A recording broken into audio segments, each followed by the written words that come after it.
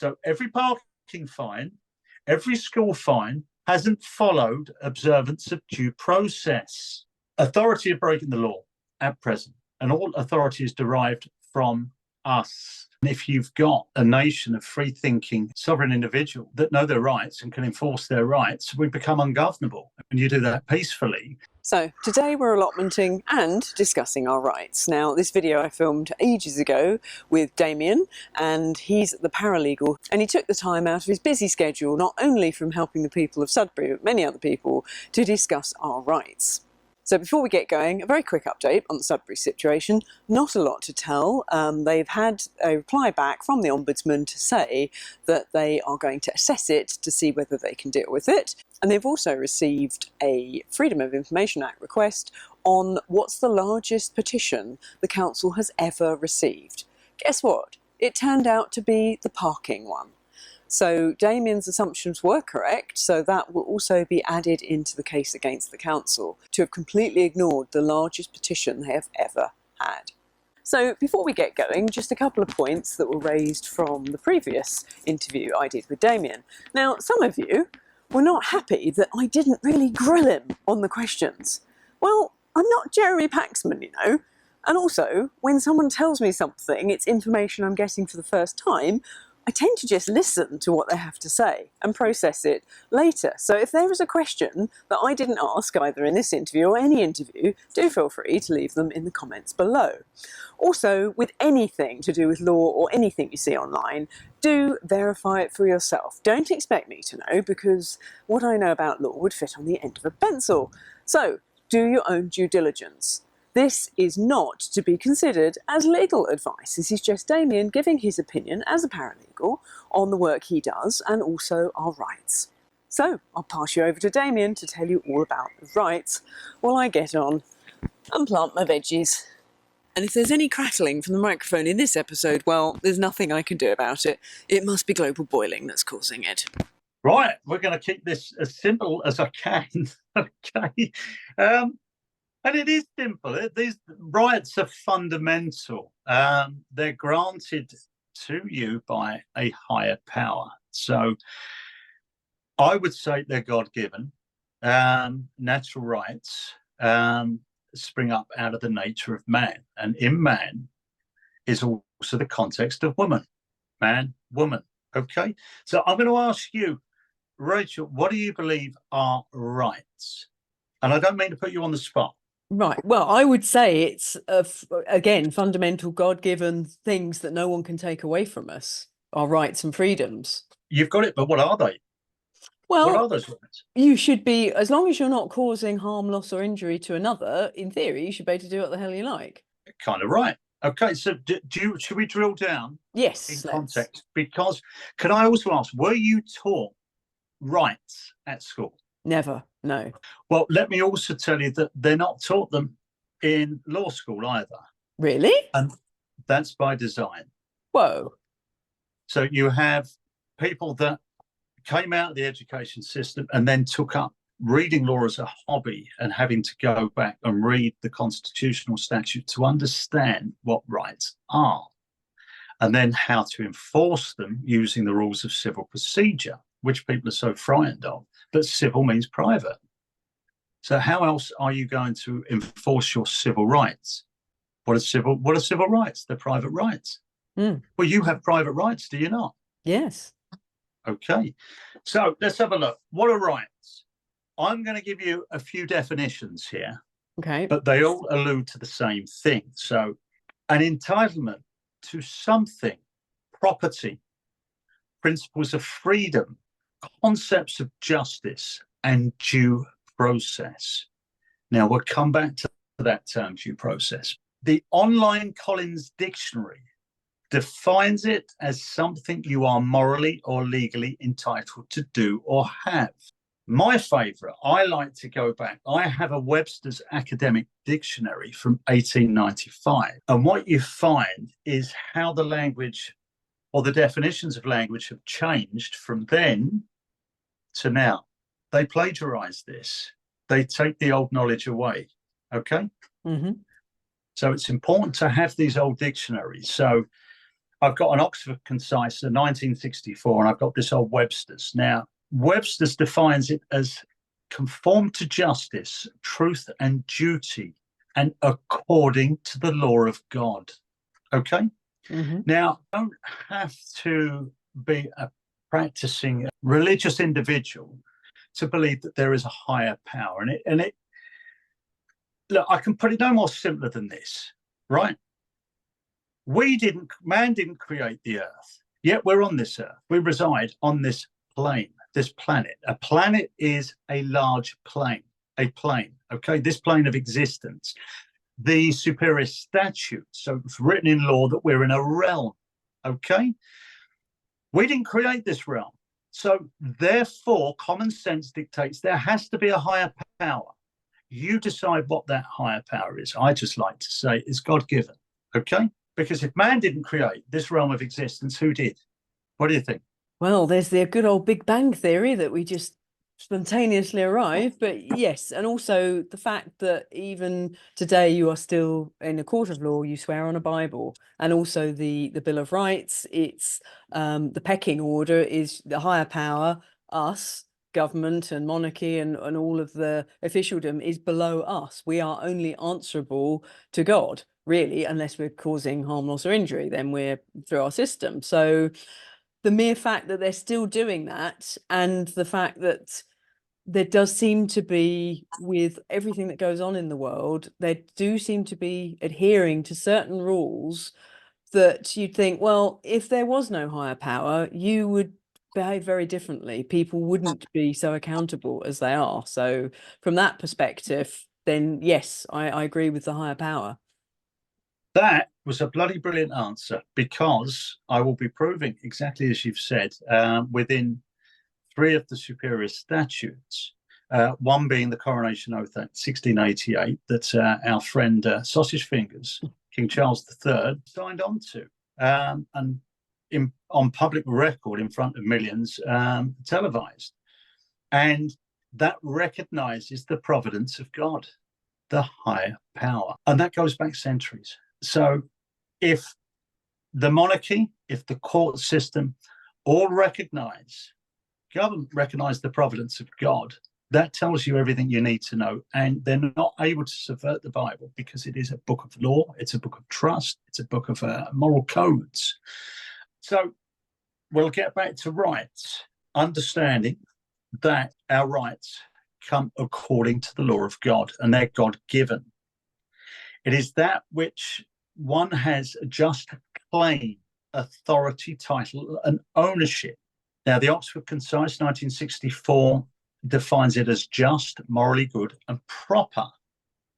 The Black's Law Dictionary, 6th edition, right means justice, ethical correctness, or consonance with the rules of law and the principles of morals.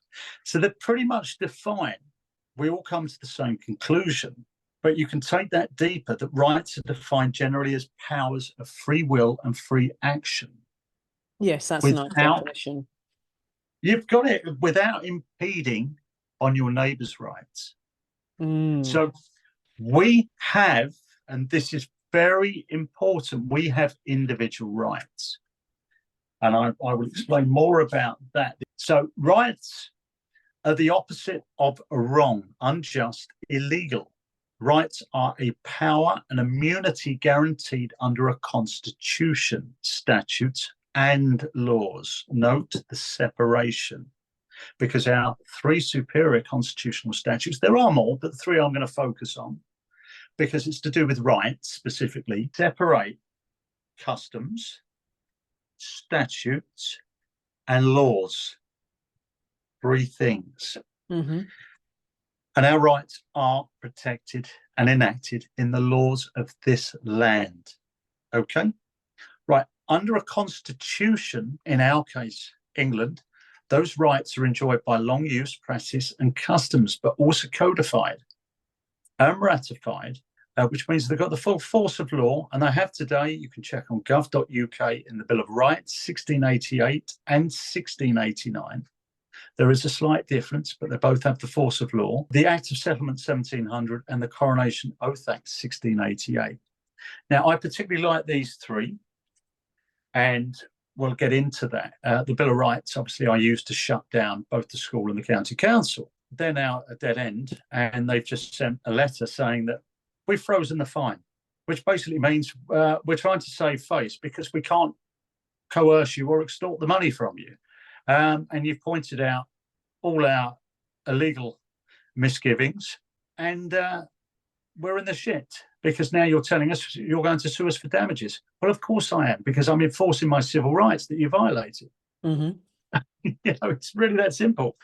So when you understand your rights, how to enforce your rights, you can shut these institutions down that are supposed to serve them. It puts you in a place of power.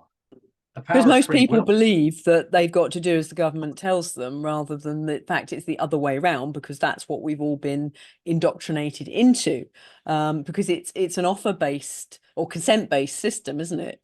They ask us, will you pay this bill, or will you do this? And it's only us all going along with it that enables them to govern us in the way they're doing. So the more people that realise, actually, we are the ones, that's pretty impressive, regardless of whether people believe in God or not. It's a pretty impressive pecking order that it's higher power, us, the authorities, etc., etc. Once you get that in your head, then you view being told what to do by organisations or, government bodies, that you view things in a very different way, don't you? Well, you're bang on. They flipped it. The servant has become the master, and they're now incorporated. We're in a corporatocracy. That's where we're at. But obviously, we can push back. And if you've got a nation of free-thinking, sovereign individuals that know their rights and can enforce their rights, we become ungovernable. And you do that peacefully, as they did in 1688 with the Glorious Revolution, which was a bloodless coup. Yeah, where we don't need the pitchforks. And what you see online an awful lot is that, this lot need lynching. It's like, no, they just need winding in. They just need reminding of their role. And if we can do that again in a bloodless way, that empowers the population rather than having who's the biggest thug in charge. That's right. And everything, it is an offer of presentment, as you've said, which they back up with coercion, threats, and menaces. Because that's what I had for 2 months back and forth. And I would just write back and say, well, A, you're not following due process. B, you've breached Article 12 of the Bill of Rights. C, you've contravened the Malicious Communications Act 1980 and the Theft Act 1968 with blackmail. And you're trying to coerce and extort me, and I can't aid and abet or facilitate a crime. So I pointed out their procedural deficiencies. They were circumnavigating due process, which we'll get into, and I gave them no place to go. So it just shut them down because I understand the law, I understand my rights, and I stood in my square and persistently said, no, you can't do this, and I'm not paying. Their menaces, their threats, their coercion didn't work. And in the end, at the end of the 2 months, they sent a letter saying, okay, we're not going to escalate this anymore. We've frozen the fine. And basically, there's nothing we can fucking do with you. And I said, right, well, I'm coming back at you now, and you owe me for damages.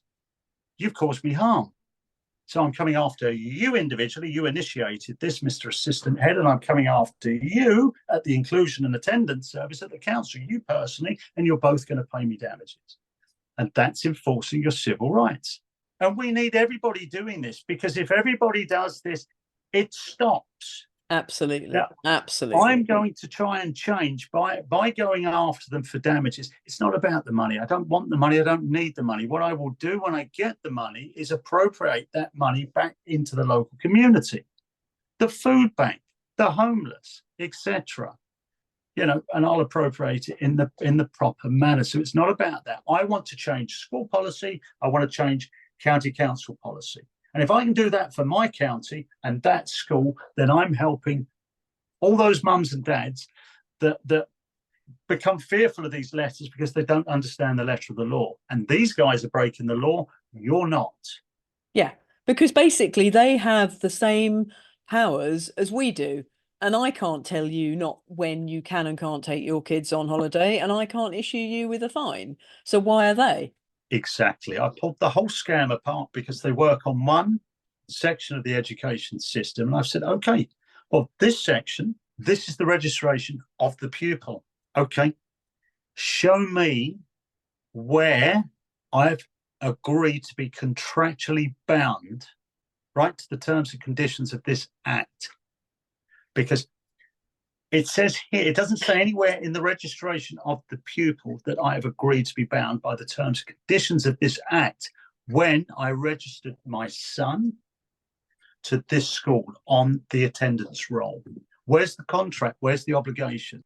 There's none. And I've submitted lots of FOIAs, and they can't evidence. It's always no information. Okay, so they can't prove that there's any lawful obligation, right? They circumnavigate due process, they breach superior statute, and they commit criminal acts in the process. Just knowing you're right. So the Act of Settlement states, this is the Act of Settlement 1700, these all have the force of law, okay? Yeah, they're still current legislation. They're foundational law, aren't they? Constitutional law. Yeah. Very, very important. Now, this was created for the further limiting of the Crown, i.e. the power of, and better securing the rights and liberties of the subject. In provision 1, it states that the Majesty's good subjects who were restored to the full and free possession and enjoyment of their rights and liberties by the providence of God. Yes? Mm-hmm. Meaning divine guidance or care of God. All right, so that's set in stone, that we have free possession and enjoyment of our rights and liberties granted to us by God. That's set in stone. Yeah, so basically, Right? unless they can get God in a courtroom to tell us we've done something wrong, they do not have the powers they're saying they do. Exactly. Exactly. Our rights are natural rights. They are God-given as recognized in our constitutional statutes. This is why we're going into this little bit of history here, and knowing that they have the force of law today. In provision 4, in this act, it states the laws of England are the birthright of the people. Those laws are lex scripta, the written, and non-scripta, which is not legislation. Think about that. Law's not legislation, because legislation was created to limit the functions of government, corporations, etc. It further states that all the laws and statutes, so there's a separation again, all the laws and statutes. So we have the laws of the land and statutes. Very important to understand that. Of this realm for securing the established religion, which here is Protestant. Now think, what is this nation, this country being flooded with at present? And I don't mean to be controversial here. The country is being diluted in an ethnic and religious sense. Could anybody argue that with me? You're just stating facts. This is not meant to be racist or whatever else, other labels that will no doubt be flung in our direction.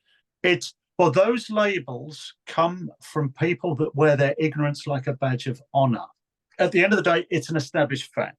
I deal with facts in law, okay?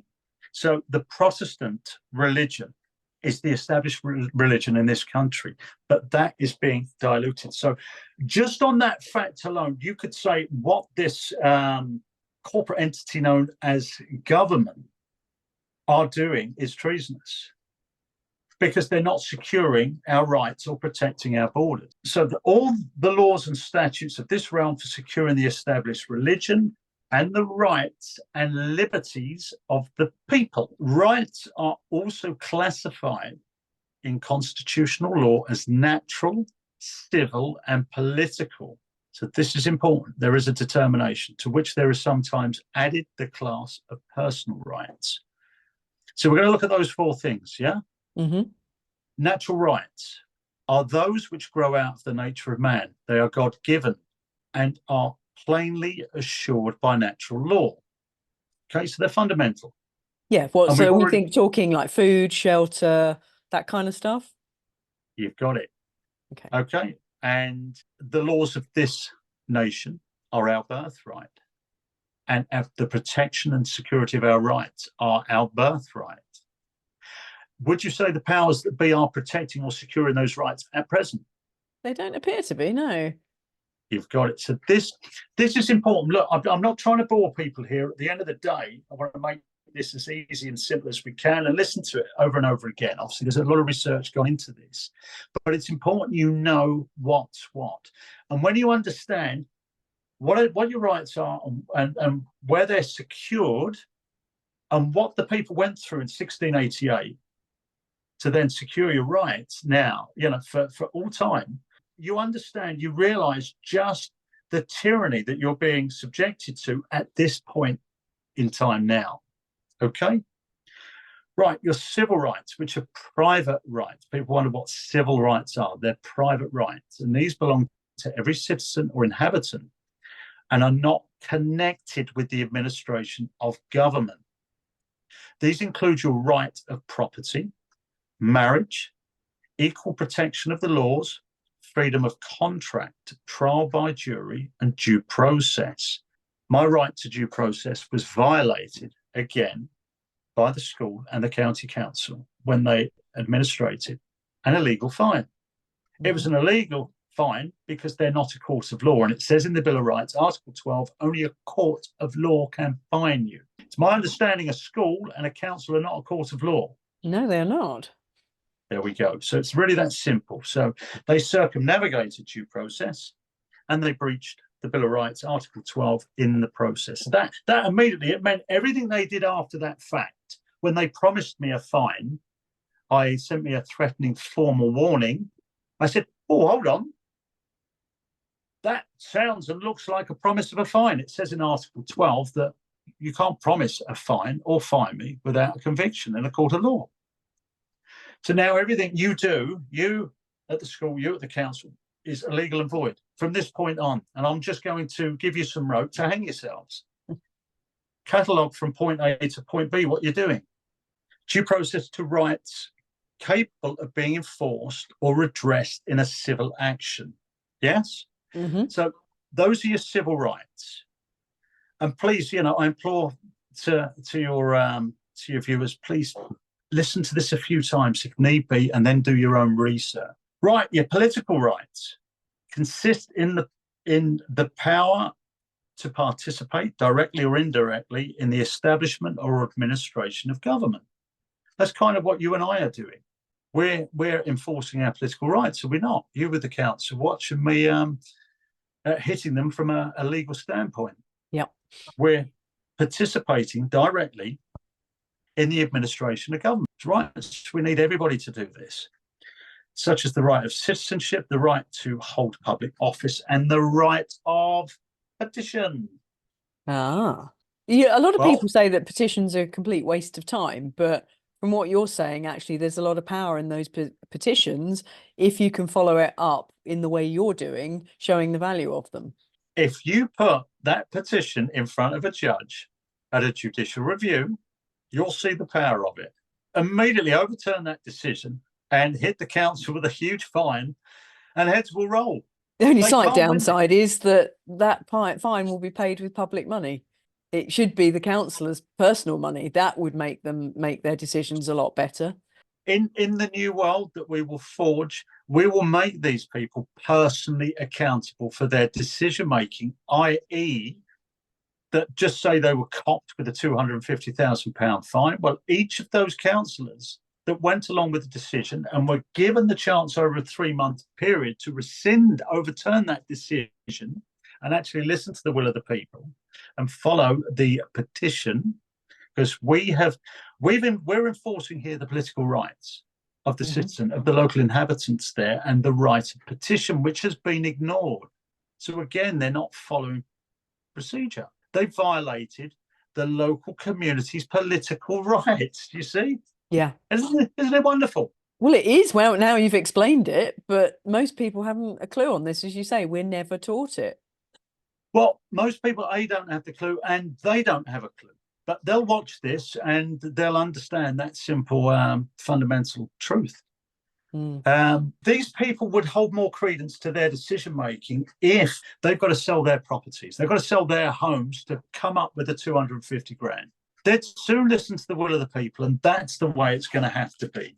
Yeah, although you'd never get anyone to become a counsellor under those circumstances. No one would want to. I wouldn't look, if I was put in that position in the brave new world that we'll go to, if your heart is pure and sincere, and if you're serving the will of the people, okay, but you're then given the privilege of a good living, a good pension, with that comes perks. Yeah. You're not going to put a foot wrong, are you? If you are service to others, you're going to make the right decisions, and you're also going to seek advice from your local community. You're going to sit down, you're going to do workshops, you're going to bring them in and chat with them. Look, guys, and have adult conversations. Look, guys, I think this, and we can't do this because of this. You sit it down and you get everybody helping with the decision making. That doesn't seem to be the case at the minute. At the moment, they're trying to keep you people out of these meetings, or intimidating you, or throwing slurs and names, name calling. It's utterly ridiculous. It's an inversion of what should be happening. Absolutely. So I don't think for people to accept personal liability for their decision making, if they come at it from the right place, it's not going to be an issue. It wouldn't be an issue for me, because I'm going to serve the community. I'm not going to have any self-interest. Yes, we just need to replicate you, Damien. Well, no, because you're the same, and there's an army of us nationwide that have a good moral compass, that aren't self-serving and aren't living within the ego. We come from a place of heart. I wonder if we should nominate local people to be councillors rather than have these political shenanigans that go on, and the person either says, yes, I'm willing to do it for a year, or no, I'm not. So the community has nominated that person because they know, like, and trust them to do the right thing. Have we not evolved spiritually and mentally that we can see clearly that the political system doesn't work, that these parties have to go, they should be outlawed? Yeah, absolutely. That everyone should be independent? Yet I've just done, this morning I recorded the aftermath of the voting, and like lemons, people just went and did exactly the same votes they did the year before, more or less, and it's hardly insanity. Anybody bothered. So it's getting over the collective apathy. But as things get worse, and certainly if the food supply gets as bad as it looks like it could, I think that type of thing will wake people up more. But at the moment, most people just are not interested. So, but anyway, that's another problem for another discussion. No, you're right. I mean, the definition of insanity is doing the same thing over and over again and expecting a different result. I mean, people have got to grow up and start taking personal responsibility for their local communities instead of just bloody moaning about it. Yeah, and also create better options so that there are other people to vote for, because I don't think we had any, or maybe one independent in Colchester, but it just isn't. It's like, who else do you vote for? Oh, well, same old, and hope for the best. But anyway, sorry, carry on. No worries. Just people have to understand we are the solution, not the problem. Yes. So personal rights, the right of personal security, right? Comprising those of life, limb, body, health. Think about that. Personal rights. Your health, your personal right to administrate your own health. What happened in the last 3 to 4 years? Were we supposed to give up on that individual right for the collective good? Apparently. Well, that sounds like communism to me. It does, but the granny killers amongst us weren't prepared to do that. But that's back to name calling. Yeah, that's absolutely infantile. Yeah, it just shows the level that they went in at. Well, our civil rights encompass personal rights, which is your right of personal security, comprising those of life, limb, body, health. I'm going to come back. Health, I'm going to say it again. Health, your own individual health, reputation, and personal liberty. Now, we're hearing the word liberty a lot. So I thought it was important to drill down on liberty, because that is also encompassed with your rights. Now, liberty is defined in the Black's Law Dictionary as freedom from all restraints except those justly imposed by law. So then we come back to due process. Due process, okay, which was written in Superior Statute back in 1354. The liberty, I think it's the rights of the subject or the liberty of the subject, but then became its own statute in observance of due process of law. So we'll go into that in a minute. Let's deal with liberty. Webster's 1895 defines liberty as the state of a free person, exemption from subjection or subjugation to another's will. Freedom. Right. Do you feel at the moment, with authoritarianism sort of spread through local government and central government, do you feel like you have your liberty being respected at present, Rachel? I wouldn't say respected. They're trying to restrict it, and it's quite a battle to maintain it. Right. Well, they can't. The reason that they are is because we're allowing it. We're consenting to it because we're not pushing back. But you've heard through the Acts of Settlement, superior statutes. I haven't even touched the Coronation Oath Act yet, or the Bill of Rights, that you have rights and liberties written in. Okay, so you understand now that liberty is the state of a free person, exemption from subjection to another's will. Okay, so nobody has that authority over you. You have freedom. Now, I thought, okay, I'll now come forward 125 years and Google, what would Google come up with under liberty? So this is Google from Oxford Languages. That says the state of being free within society from oppressive restrictions imposed by authority on one's way of life, behavior, or political views. And I thought that was a brilliant summing up. So you have rights and you have liberty written into one superior statute there. Okay. Now think ULEZ and parking charges. Right, you have the state of being free within society from oppressive restrictions imposed by authority on one's way of life. Now, is ULEZ or these parking charges that you and I are currently dealing with, okay, could they be considered an oppressive restriction imposed by authority on one's way of life? I think they most definitely could. I rest my case. People have got to wake up. Okay, people have to wake up and push back because authority are breaking the law at present, and all authority is derived from us. Right, the Coronation Oath Act 1688. So it's important that people understand their rights and liberty. All right, it's also important with regards to the Coronation Oath Act 1688 to note that the highest ranking public servant signed on to this, okay, and that was on the 6th of May 2023 on public record. This oath bound the monarch, one, to rule according to laws agreed in Parliament, includes the constitutional statutes protecting our rights, thus limiting the power of government. So he is our servant, and all acts of Parliament have to be ratified, have to come into being by his assent. Okay? He has to protect our rights, and our rights are the birthright.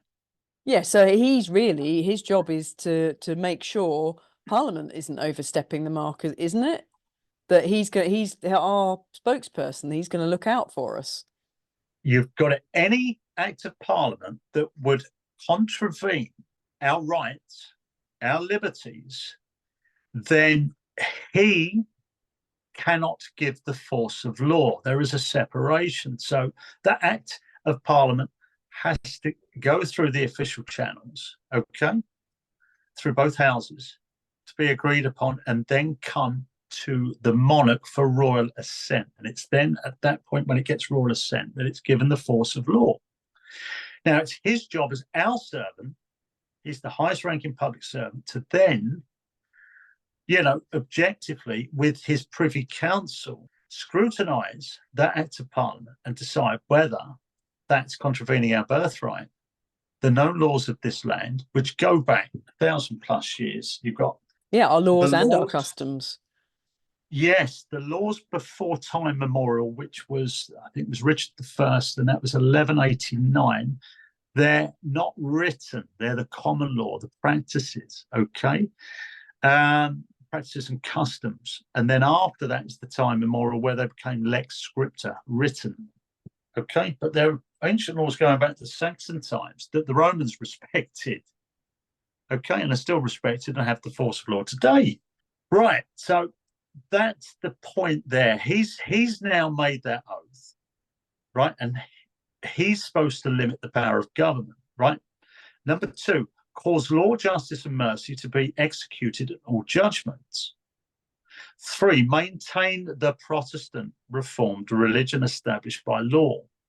So you can see just from that alone, what's going on now. Government, the monarch don't seem to be doing what they should be doing. No, he needs to stop hanging out out with Klaus Schwab, perhaps. Well, that's the point. He's pushing non-government organizations, corporate policies. So we'll come back. You've made a very good point there. So what law, may you ask? Maintain the Protestant reform religion established by law. Well, in this case, it's the Bill of Rights, 1688. I had to point out to both the school and the county council that this is the law of the land, or one of the laws of this land, and it's been codified. Now, think, are the governments protecting Protestants or Christianity as a whole right now? And I would say they're being vilified. And again, I'm not making this a religious thing, but I'm just showing you that they seem to be subverting the religion and seem to be almost anti-Christian at this point. But yet it's written in to the Coronation Oath Act, it's written into the Bill of Rights, and it's written into the Act of Settlement. So what would happen if the population completely changed religion to the Bill of Rights and our law system? Can that, if the population was no longer Protestant Christian, would that then completely change how we're governed? Because this does seem to tie into Protestant. It would be breaking the constitutional statutes, our constitutional laws. So at that point, you'd have to say, well, then this land is lawless, would you not? So then they could legitimately do what they want. Well, maybe not legitimately, we would have to have a glorious revolution, a bloodless coup, because if the rule of law is not being upheld, then what's the point? What is the point of living within a civilized society? We might as well just go and live in a cave and do our own thing and attack anybody that comes near our cave. At the end of the day, that would just prove the government is beyond redemption and certainly not functioning, and neither would the judiciary. The coronation oath, and this comes to your point, is a legal obligation, yet we have a monarch championing the cause of an outside body known as the World Economic Forum. This is a note that I've made for myself, so we're exactly on a parallel there. Important to note that in provisions 3 of the Coronation Oath Act 1688, and the oath sworn that he has agreed to govern us, the people of this kingdom of England and dominions thereof, according to the statutes of Parliament and the laws and customs. Just remember, there's 3 things going on there. Provision 1 of the Coronation Oath Act states that the kings and queens take a solemn oath to maintain the statutes, laws, and customs of this realm and all the people and inhabitants thereof, which is us, in their spiritual and civil rights and properties. That's important. In their spiritual, so that's our belief systems. So we have personal autonomy of our belief systems. That cannot be contravened. So the police contravened that when there was that poor woman stood 100 yards from an abortion clinic having a silent prayer, and the police came along and manhandled her off. Well, hang on. That was just unbelievable. Don't even get me going on that. I don't have enough to... There's not enough expletives for that one. And of detriment to what I can say about that. But the point is, it says here in the Coronation Oath Act that our spiritual and civil rights and properties are protected. Okay? So your spiritual rights, you have the right to believe what you want. Okay? Yeah. And believe in what you want. Just don't force it on anyone else. The whole point is we are individuals. We have our own individual belief systems. Don't force those on anyone else. Don't affect anyone else's individual rights, their spiritual rights, their civil rights, which are private rights and properties. So I ask, are these rights being protected now? And I personally don't believe that. And the function of government is to protect your rights, your properties, and to maintain and run the infrastructure. That's it. That's what they are instituted to do, and they seem to be as far away from that as they can be. Yeah, they're meant to be cogs in the machine to make it run smoothly. They are not meant to be, crushing us in the process of their ministrations. They're meant to be serving us. And that, I think, the more people that really get that and truly understand it, not just understand it in the head, but get it in the whole body, that no, what they are doing is wrong. And then that gives you a completely different mindset. And it also takes away that fear of the government and the police when you know that you're the one that they are meant to be serving. Yes, they're implementing their own ideas that nobody asked for. Nobody asked for their ideas. Climate change, this, that, and the other. It's nonsense, right? No, you're there to protect our rights, our properties, and to run this infrastructure that we paid for. That's it. Anything outside of that, bugger off. Yeah, and stop giving our money to every other country when we've got homeless people in this one. Exactly. It's a disgrace. I mean, we are at rock bottom, really. The whole purpose of this is to get people to understand their rights and their ability that they can enforce those rights. So, civil relating to private rights and remedies sought by civil actions. A civil action, an action brought to enforce, redress, and protect private rights. And civil rights violations, which is what I had perpetrated against me by the school, well, the individual at the school, because the school is just a building and it's a two-dimensional entity on a piece of paper. I can't take the school to court. I take the man, the individual who caused me harm. So the assistant head of the school and the silly lady that thought the Bill of Rights had been repealed, but actually there's just been two textual amendments. Two words changed, the old spelling, the old grammar, and absolutely no repeal, because it's been enacted as the law of this land. It can't be repealed. Yeah, it's a foundational document. You've got it. You've got it. It's a declaration. It's a legal declaration. It is a foundational document. It's the law of the land. Civil rights violations, right, are brought to court using the rules of civil procedure, or known as CPR. That's what the courts are supposed to be for, or matters pertaining to criminal. So as you see, our rights have been written into the constitutional statutes that have not and cannot be repealed, that have the force of law today. Our rights are fundamental. What does fundamental mean? It's a foundation. All men and women have rights. So now we come to the Bill of Rights, 1688 and 1689. Now, we can attach 1689 to as a PDF to your channel, because in that it lays out the 13 articles. Okay, now, rather than just reading them all out, I'll just concentrate on Article 9 and Article 12 for the meantime. But let's have a look at what it is. It's a declaration. So think of a declaration. Think how many times you sign a declaration, in any statutory document, whether it be getting a driving license, a passport, so on. So it's a legal obligation, okay, and a contractual obligation. So it is really a contract between the people and Parliament. And Parliament are our representatives. Well, they were before they were lobbied into oblivion, but that's another matter. Yeah, so for people that don't realise that the sole job of an MP is to take everybody's concerns and grievances to Parliament and get them to resolve them on a national level. They are our representatives. They are not there again to be telling us what to do. Get us redress. You're Yeah. quite right. That's it. So it states in this declaration, and this is really important. This is both in the Bill of Rights 1688 and 1689, but we'll include the 89 version because it lays out the articles in a numbered format from 1 to 13.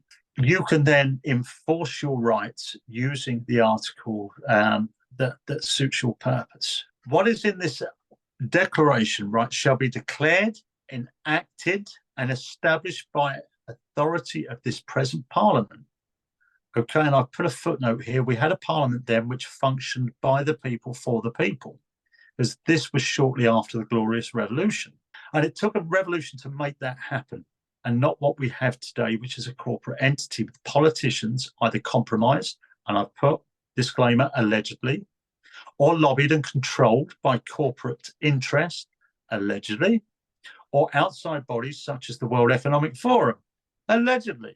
So shall be declared, enacted, and established by authority of this present Parliament, and shall stand, remain, and be the law of this realm forever. Now think about that. So the Bill of Rights has the force of law today, and it's the law of this realm forever. That's incredible. That's the power of this declaration, this document. It also states that it may be declared and enacted. Enacted is given the power of, or the force of law, that all and singular, this is important, that all collectively and singular, it's yours, that's mine, meaning our individual rights. So it says that all and singular, the rights and liberties asserted and claimed in the said declaration are the true ancient, which means ancient, and indubitable, which means unquestionable, impossible to doubt. And I can't say it very well. Rights and liberties of the people of this kingdom, and shall be taken to be that all and every particular stated be firmly and strictly holden, which means followed, and observed as they are expressed, which means written. In this declaration, this is important, and all officers and ministers shall serve beholden to this in all times to come. Yeah, so they're fairly, firm on the fact that this is our forever way of being, and that this isn't going to be repealed, as that lady you dealt with said. So it's fairly clear this is it. This is how we are to function. Well, this is why I say when you're dealing with these councils, don't take anything that they say, anything on first-hand value, because she had sought legal advice, came back in a triumphant, arrogant manner to tell me that the Statute Law Revision Act of 1948 had indeed repealed the Bill of Rights. So I read that and I said, no, it just says here very clearly that there are two textual amendments. And basically what they've done is change the old spelling, the old grammar. So from parliament to parliament. Okay? And that two textual amendments, just changing the spelling and grammar from that time to this time, has not in any way repealed. This has the force of law. Here's gov.uk, here's the link, and it tells you force of law today. I told her, I think you need to sack your solicitor because they're going to get you in a whole lot of trouble. Question, why were we not taught this at school, that we have rights, our rights are individual rights, and our constitutional statutes protect our rights, that our rights are individual and God-given. Some of these rights are codified in Parliament, namely in this case in the Bill of Rights, and this was created to guarantee a number of key political and civil rights. There's that word civil again. And you should have a good understanding of what that term means now. Okay? That the Glorious Revolution in 1688 marked the end of a monarchical rule and the advent or the beginning of a parliamentary form of government to popular sovereignty.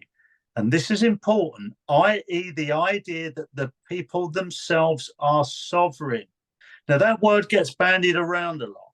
Okay, now I see it as self-reliance. Now, Webster's 1895 defines sovereign as supreme or highest in power, possessing original authority. So a sovereign people need to understand their rights and they need to start reclaiming those rights. Yes? Then Yep. truly you can be sovereign. You've also got to be prepared to be self-sufficient, self-sustaining, instead of running cap in hand to the state or expecting the state to provide for you.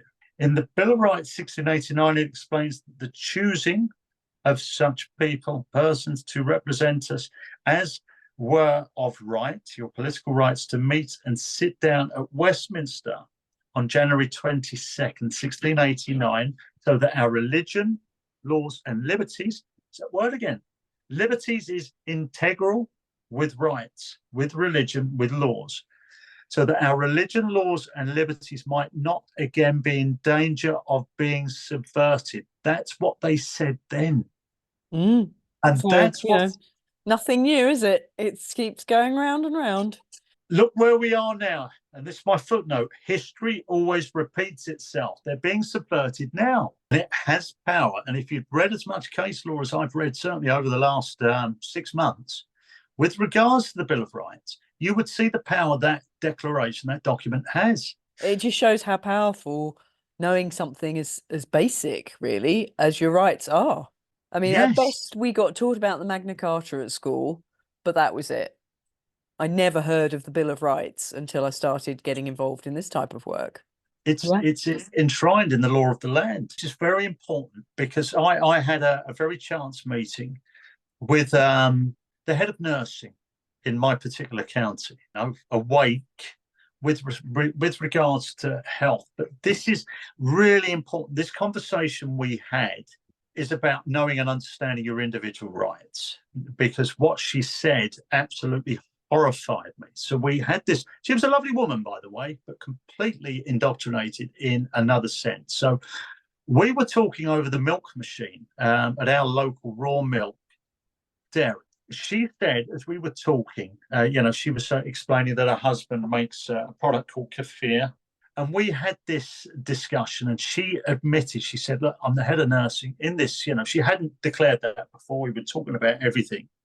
And I had mentioned my views on the last 4 years, which kind of took her back a bit, because she works within an industry that kind of enforced that. But I didn't know at the time. But she said, no, I agree with you that in the NHS, we don't do prevention. We just deal with symptoms.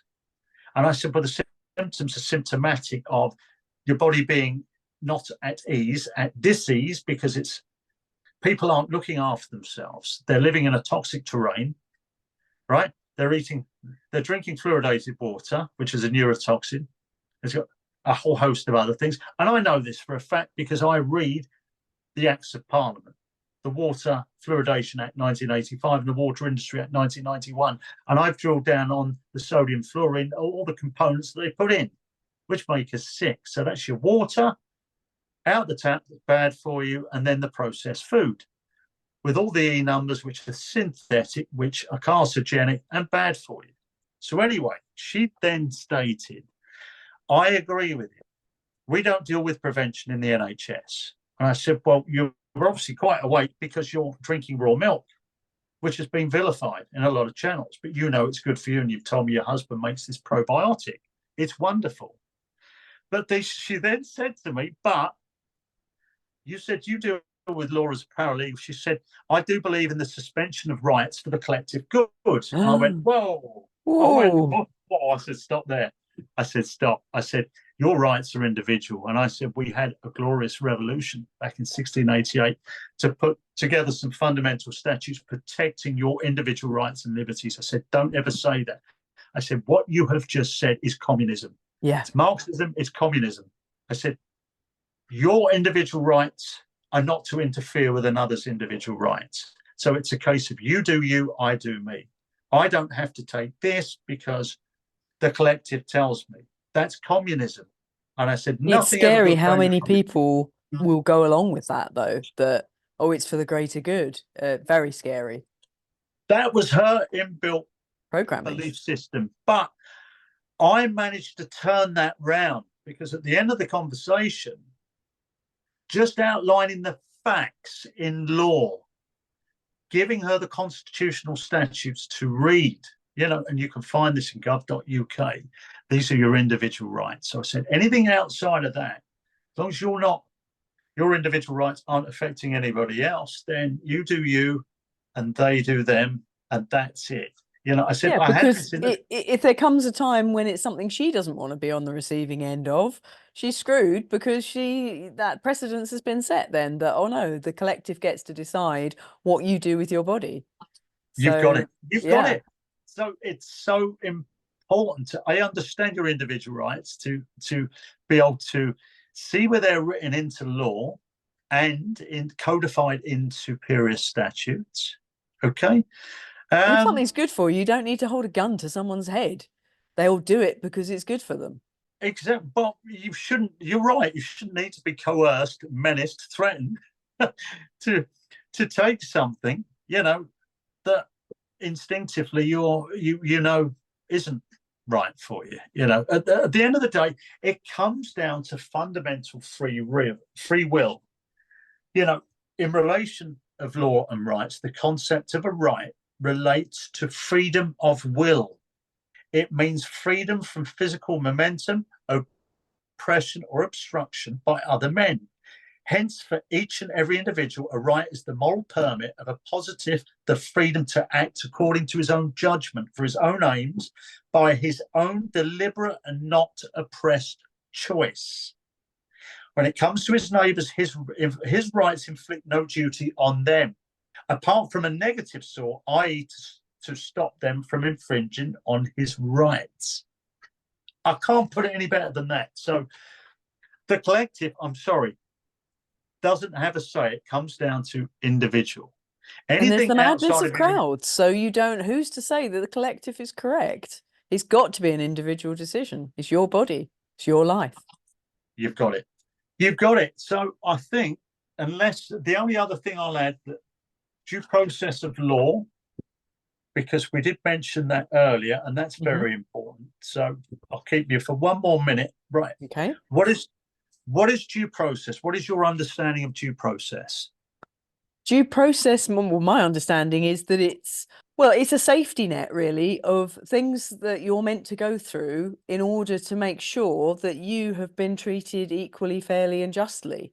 Don't ask me what those things are, because I don't know. But no, you'll make a bloody good lawyer, won't you? Because everything I've put to you, and bearing in mind you haven't been taught this. No, I haven't a clue. Right, at school, you're fundamentally right in everything I've asked you. But the reason I've asked you is because obviously I've got the benefit of having researched all of this and actually putting it into practice. Right, whereas you've come on a learning journey, and my God, you've shown you've got a very good foundation. It's defined in law, right? What is due process? Deals with the correct, lawful administration of justice and acts as a safeguard, which you've rightly said, from denial of life, liberty, property by the government or agencies thereof, corporations, offending parties, or individuals.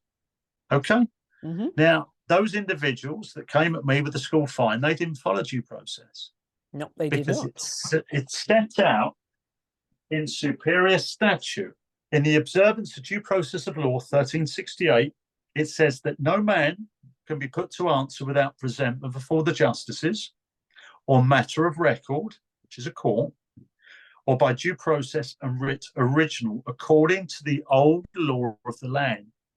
Now, did the county council or the school take me to court? Did they follow due process when they initiated and then presented me with the fine? No, they did not. They tried to get away with it. Right. So every parking fine, every school fine, hasn't followed observance of due process, and it will breach Article 12 of the Bill of Rights, which is enacted as the law of the land. So why are people paying parking fines? Why are they paying school fines? I've just shown you guys. Everything I'm stating is a fact in law. I deal with facts, not opinions. You can pull opinions out your backside, right? Facts in law, here it is written, so it shall be, and I've given you the references. That's another constitutional statute. So I'm very passionate about this. Due process of law is a constitutional guarantee that prevents governments or agencies thereof, think local government, local authority, from impacting citizens in an abusive way. I would say fining them without due process is in an abusive way. Yeah. In its modern form, due process includes both procedural standards that courts must uphold. Think councils, are they acting in accordance with due process? In order to protect people's personal liberty and liberty interests, that statutes and regulations must not infringe. So the first instance of the phrase due process of law appears in the statute Liberty of the Subject 1354, and then it was written into law in the observance of due process. So I rest my case. Presentation over. Brilliant. Thank you so much for that, Damien. I hope people do watch this several times. I've been lucky that I've had some coaching from the peacekeepers. So some of the things you said I was familiar with, although I don't know it in detail. I don't feel I know it to the degree I need to know it. So I'm going to be working on that. So that people, well, to summarize, really, I suppose the biggest takeaway is that actually we do have a good system. It is set up to protect us.